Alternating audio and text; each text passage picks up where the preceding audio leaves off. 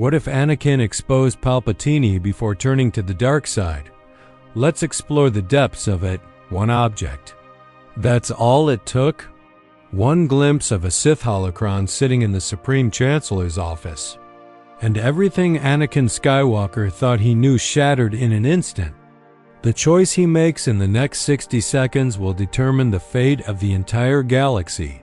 This is how it happens. Anakin sits across from Chancellor Palpatine, desperate and afraid. He's been having visions, nightmares of Padme dying, his secret wife pregnant with twins, taken from him just like his mother.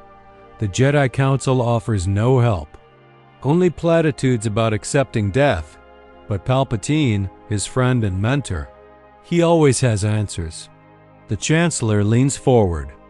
With that grandfatherly smile, death is natural, he says. But there are ways to prevent it. Ancient ways the Jedi fear to teach.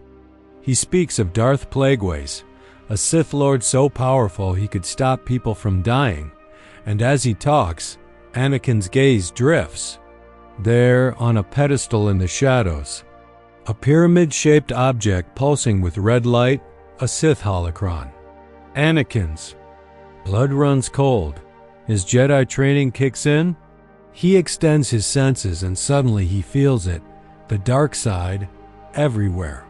Saturating every surface of this office, this man, everything. How did he never notice it before? The Supreme Chancellor of the Republic. His mentor for years, the man who's been pushing him toward the Jedi Council, isolating him from the other masters, feeding his doubts and fears. It's been manipulation, all of it, every word of encouragement, every moment of seeming friendship. A carefully constructed trap designed to turn him into a weapon. Palpatine is still talking about saving Padme, dangling salvation in front of him like bait. And Anakin realizes this is the moment, right now. He can give in to fear and become whatever Palpatine wants him to be. Or he can do something the Sith Lord never expected. He can investigate, he can gather proof, he can expose. The truth, Anakin makes his choice. He nods along, pretending to absorb Palpatine's words while his mind races. He thanks the Chancellor and leaves. But he doesn't go to beg for dark side knowledge. He goes to his wife. And together, they begin to hunt the most dangerous man in the galaxy. This is the story of how one choice in one moment changed everything. How trusting your loved ones instead of isolating yourself can save the galaxy. How Anakin Skywalker faced the same temptation that destroyed him in another timeline. But this time, chose differently. The nightmare begins earlier that morning. Anakin watches Padme die in his arms, her life slipping away as she gives birth to their children. He's dreamed this scene 3 times this week, each vision more vivid than the last. When he wakes, his wife sleeps peacefully beside him, but the dread lingers. The Force is warning him. He failed to save his mother. He won't fail again. He makes his way to Palpatine's office seeking guidance. The Chancellor has always understood him when the Jedi Council only judged. But today will be different today. Anakin will see the truth. The Senate building towers above him as he enters, guards waving him through without question. He's been here countless times. But something feels different today, a warning he can't quite place. Palpatine's office is exactly as he remembers it. Ornate, filled with artifacts from across the galaxy. And there, seated behind the massive desk, the Chancellor himself greets him with that warm smile. "Ah, young Skywalker. I sensed you would come. You seem troubled, my boy. Please, sit." Anakin takes his seat, and the words spill out. The visions, someone he loves dying, the fear consuming him. He doesn't say Padme's name, but Palpatine's eyes gleam with understanding. Death is a natural part of life, the Chancellor says. But there are ways. Ancient ways to prevent such tragedies? The Jedi wouldn't teach you these secrets. They fear knowledge. They fear power.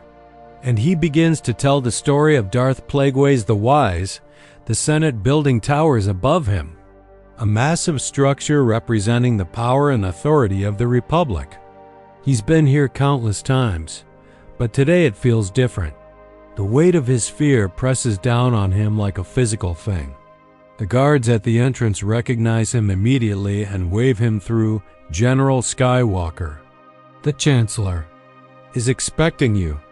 Palpatine seems to know things before they happen, seems to sense his needs before Anakin voices them. It's one of the things that always made him feel understood. The turbolift carries him up to the executive level. The doors open and Palpatine's aide, a thin man with calculating eyes, gestures toward the office. Go right in, General. The office is exactly as he remembers it. Ornate, filled with art and artifacts from across the galaxy. Sculptures from Naboo, paintings from Alderaan, ancient texts from worlds whose names Anakin doesn't recognize. And there, seated behind the massive desk, is Palpatine himself. The Chancellor looks up as Anakin enters, and his face breaks into that familiar grandfatherly smile. Ah, young Skywalker, I sensed you would come.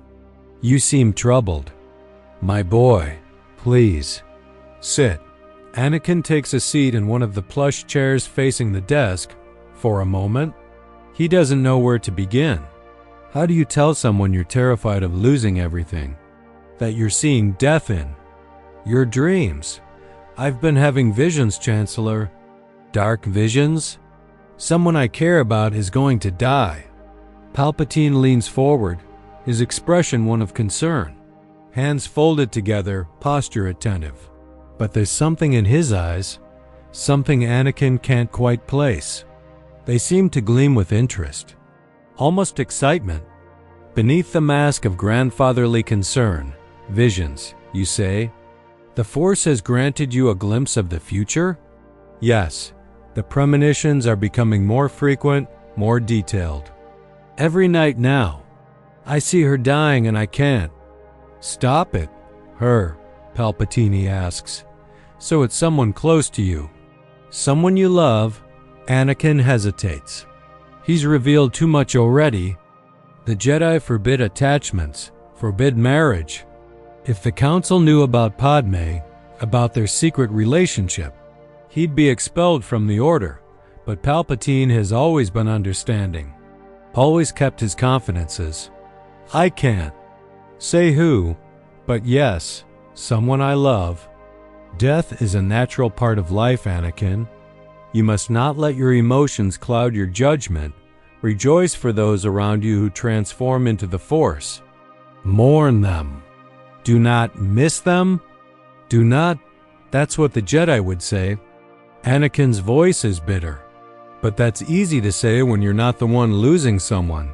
Palpatine's smile turns sympathetic. I understand your frustration. The Jedi can be rather cold in their teachings, can't they?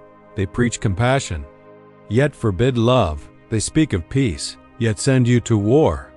It's quite the contradiction. They don't understand. They think attachment leads to the dark side. But there are ways, Anakin, ancient ways, to prevent such tragedies. The Jedi wouldn't teach you these secrets, of course. They fear knowledge. Fear power? They would rather let someone die than explore the deeper mysteries of the Force. Palpatine stands and walks to the window, hands clasped behind his back. Have you ever heard the tragedy of Darth Plagueis the Wise? No, I thought. Not? It's not a story the Jedi would tell you. It's a Sith legend. Darth Plagueis was a Dark Lord. But slowly, the crisis passes. One by one, the chips shut down, their assassination protocols disabled. The clones remain themselves, their personalities and memories intact, but the threat of Order 66 is gone. Commander Cody is one of the first to fully recover. He's in a medical bay on a Star Destroyer orbiting Cato Nemoidia when the procedure finishes. He sits up, rubbing his head, feeling a strange emptiness where something used to be. A weight he never knew he was carrying is suddenly gone. What happened? He asks the medical droid beside him. A necessary medical procedure, Commander. Please remain still while we verify the operation was successful. What operation? What are you talking about? I don't remember agreeing to any surgery.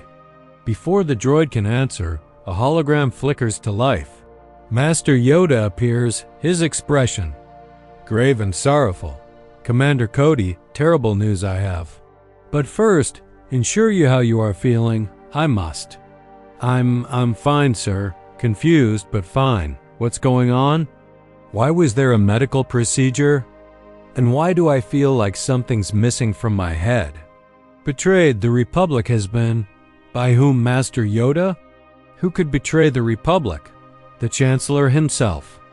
A Sith Lord he was, plotting to destroy the Jedi Order and establish an empire. For many years deceived us all he did.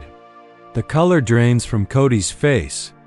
He's fought beside the Jedi for years, served under General Kenobi through countless battles. The idea that someone wanted to destroy them, wanted to use the clones to do it, makes his stomach turn. Sir, that's impossible. Chancellor. Palpatine? But he's been leading us through the war. He's the Supreme Commander. Impossible it is not. Proof we have. Recordings of his conversations, documents showing his manipulation. Orchestrated both sides of the war, he did. Created the clone army specifically to destroy the Jedi when the time came. But sir, what does this have to do with the medical procedure? What did you do to me? Implanted in your brain, an inhibitor chip was designed to make you kill Jedi on command. All clones have them, programmed by the Kaminoans under Palpatine's orders. Called it Order 66, one command from him and every clone trooper in the galaxy would have turned on their Jedi generals, killed them without hesitation, without even understanding why. Cody feels like he's been punched in the gut. He looks at his hands, the hands that have fought alongside General Kenobi, the hands that have saved Jedi lives and been saved by Jedi in return, and they were programmed to kill them, to murder the people he respects most in the galaxy. I could have killed General Kenobi. His voice is barely a whisper, without even knowing why, without even remembering doing it. I could have shot him in the back while he was fighting droids, trusting me to protect him. And I wouldn't have even understood what I was doing. Yes, Yoda's voice is heavy. But prevented this we have, thanks to young Skywalker, discovered the plot we did before activation. Remove the chips we have from all clones. Free you are now, Commander, but understand you must the danger we all were in. How close we came to, Cody can't finish the sentence. His hands are shaking. All the battles he's fought, all the trust he's built with the Jedi, it was all built on a lie. He was never truly free. He was always just a weapon waiting to be triggered. General Kenobi, he finally manages to say, is he safe?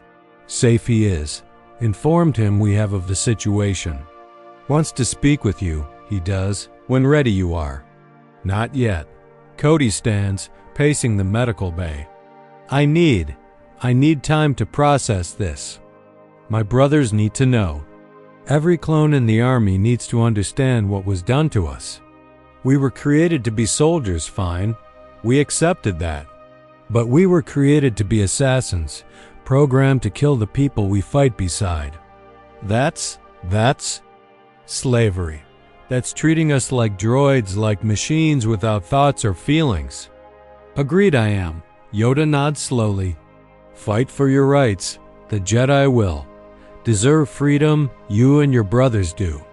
Deserve to choose your own paths. But first, secure the galaxy we must. Many clones there are who do not yet know. Inform them all. We will, but time it will take. Can I count on your help? Yes, sir. Cody straightens, his military bearing returning. My brothers deserve to know the truth, and they deserve justice for what was done to us.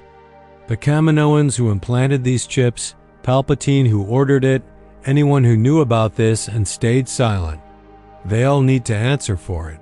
Justice there will be. I promise you this. Across the galaxy, similar scenes play out. Commander. Rex learns the truth while stationed on Felucia. He immediately comes Captain Ahsoka Tano, his voice tight with emotion. Captain, I need to tell you something. And I need you to know that I would never have Rex, I know. Ahsoka's voice is gentle. Master Yoda told me what happened. You're not responsible for what was done to you. But I could have killed you. You, General Skywalker, General Kenobi. Everyone I've served with. Everyone I respect. There were so many times in battle when your backs were turned, when you were focused on the enemy. One command and I would have, but you didn't. That's what matters. The chips are gone now. You're free. But Rex, I need you to understand something. You and your brothers, you were victims in this too. Palpatine used everyone. The Jedi, the Senate, the clones. We were all pawns in his game. That doesn't make it right. Nothing about this is right. We're people, not weapons. And we deserve to be treated like people. You do. And I'm going to make sure everyone knows it. Commander Wolf has a different reaction. When he learns about the chips, about how close he came to killing General Plo Koon, he breaks down completely. The tough, battle-hardened commander sits in his quarters and weeps. General Plo finds him there an hour later. Commander, are you all right? No, sir. Wolf doesn't look up. I'm not all right. I don't think I'll ever be all right again. Because of the chip? Because I was created to kill you. You saved my life at Abrogado. You could have left me and my brothers to die. But you came back for us. You called us men, treated us with respect when everyone else saw us as expendable. And the whole time, I had a chip in my brain programmed to make me shoot you in the back.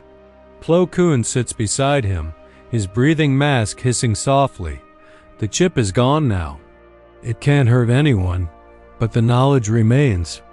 Wolf finally looks up, his mismatched eyes red. How do I live with this? How does any clone live with knowing we were walking time bombs? That every moment of trust, every bond we formed, was built on top of this betrayal? The same way we all live with our choices and our past. Plo Koon says gently, with awareness, with growth, and with the determination to do better. You were a victim, Commander. You and all your brothers. Don't let Palpatine's evil make you see yourselves as villains. But we could have been. We were designed to be, perhaps, but you weren't. Because Anakin Skywalker chose to investigate rather than give in to his fears. Because he chose to trust the Jedi Council rather than keeping secrets. Because at every crucial moment, people chose the light over the darkness. And now you have a choice too. You can let this destroy you, or you can use it to become stronger. To fight for your brother's freedom. To ensure that no one ever treats clones as disposable again. Wolf takes a shaky breath and nods. You're right, sir. I need time. Take all the time you need, Commander. I'll be here when you're ready. Commander Bly on Felucia has yet another reaction. When he learns what the chips were designed to do, his first thought is of General Aayla Secura. He immediately requests to speak with her, needing to apologize, to explain, to do something. Aayla, when she appears via hologram, looks concerned. Commander Bly, I heard about the chips. Are you all right? General, I need to apologize. For what? You didn't do anything wrong. But I could have. The chip, if Palpatine had activated it, I would have killed you. You've been my commanding officer for years. You've taught me, fought beside me, saved my life more times than I can count. And I was programmed to murder you. Bly, listen to me. Ayla's voice is firm but kind. What was done to you was evil, but it wasn't your fault. The Kaminoans Palpatine, they're the ones responsible, not you. Not any of the clones, but how can you trust us now? How can any Jedi trust us after learning we were designed to kill you? Because I know you. I've fought beside you, Bly. I've seen your courage, your loyalty, your compassion. A chip can't change who you fundamentally are. It could have forced your body to act, but it couldn't change your heart. And your heart has always been loyal to the Republic, to your brothers, and yes, to the Jedi. I still feel like I betrayed you, even though the chip is gone, even though it never activated. You didn't betray anyone. But if you need to do something to feel better, then do this. Fight for your brothers. Help them process this trauma. Make sure the galaxy knows that clones are people, not property. That's how you honor what we've been through together. Bly nods slowly. Yes, sir, I can do that. And Ayla, thank you for understanding, for not hating us for what we could have done. I could never hate you, Commander. You're one of the best men I know. Chip or no chip, that hasn't changed. That they were created not just as soldiers, but as sleeper agents. Weapons pointed at the backs of their friends, ready to fire on command. The reactions vary. Some are horrified, others are angry. A few break down completely, unable to process the betrayal. But all of them are grateful. Grateful that the Jedi discovered the plot in time. Grateful that they never had to become the monsters. The Jedi Order completes its reorganization. Master Plo Koon is elected as the new Grand Master, working alongside Master Yoda. Together they guide the Order through its transformation, making it more open, more connected to the living Force, rather than dogma. And Anakin Skywalker, the Chosen One, finally finds peace.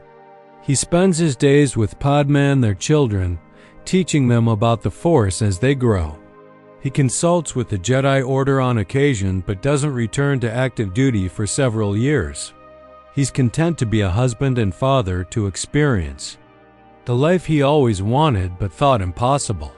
One evening, as the twin suns set over Naboo's lakes and meadows, Anakin stands on the balcony of their home. Luke and Leia, now toddlers, play at his feet. Padme joins him, slipping her arm around his waist. What are you thinking about? She asks. Everything. How close we came to losing all of this. How different things could have been.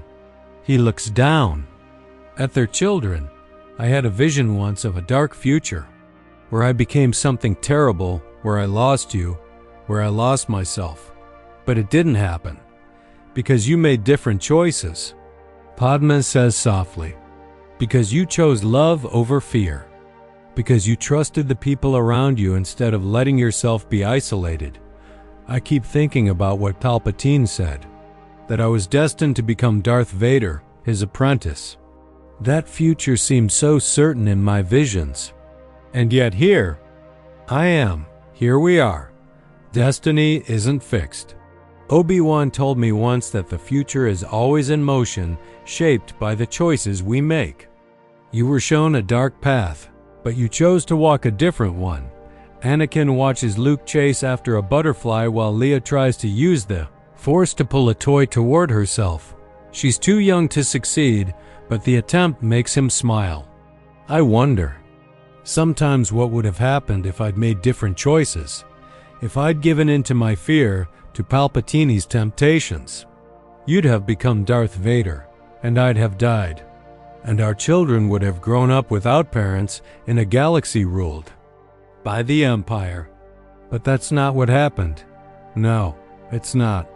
He pulls Padme closer. We changed the story. We chose a better path, and I'm grateful every day for that choice.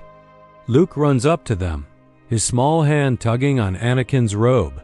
Daddy, look.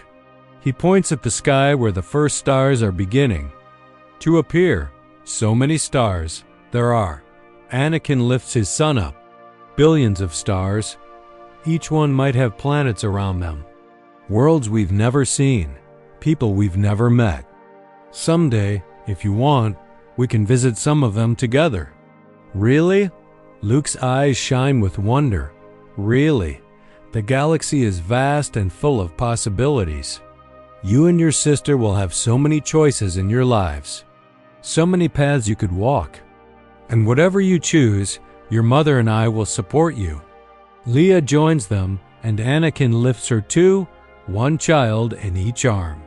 He stands there with his family, looking out at the stars, and feels complete. The prophecy spoke of the Chosen One bringing balance to the Force. For years, he thought that meant destroying the Sith, that it required some grand destiny or dramatic sacrifice. But now he understands. Balance isn't about destroying the darkness. It's about choosing the light when faced with darkness. It's about love triumphing over fear, trust overcoming isolation, hope defeating despair. In another timeline, he became Darth Vader. He fell to the dark side, killed the people he loved, and helped establish an empire that ruled through fear and oppression. It took 20 years and the love of his son to finally redeem him, to bring him back to the light before his death. But in this timeline, he found his redemption before the fall. He faced the same temptations, the same fears, the same offers of power, but he made different choices. He trusted his friends. He investigated rather than accepting easy answers. He chose the difficult path of truth over the simple path of power. And because of those choices, the galaxy is different. The Clone Wars ended not with Order 66 and the fall of the Jedi, but with peace and reform. The Republic remains a democracy, flawed but free. The Jedi Order survives, transformed and stronger for acknowledging its failures. The clones are free, able to choose their own destinies. Padme lives, their children grow up knowing both parents. As night falls fully on Naboo, Anakin carries his children inside. He tucks them into bed, telling them stories of his adventures during the war, carefully edited to be appropriate for young children. When they finally fall asleep, he joins Padme in their room. She's reading a datapad, reviewing proposed legislation. She never stopped being a senator, never stopped fighting for what she believes in. But now she doesn't have to hide her family. Now she can be both a public servant and a mother, a senator and a wife. He was always meant to bring balance to the Force, but not through destruction, through choice, through love, through proving that even when faced with darkness, even when offered everything you desire, it's possible to choose the light. That's our theory. The Star Wars universe is a galaxy filled with exciting stories and possibilities, and we love exploring them. If you want to accompany us on this journey to a galaxy far, far away, then please like, share, and subscribe to our channel.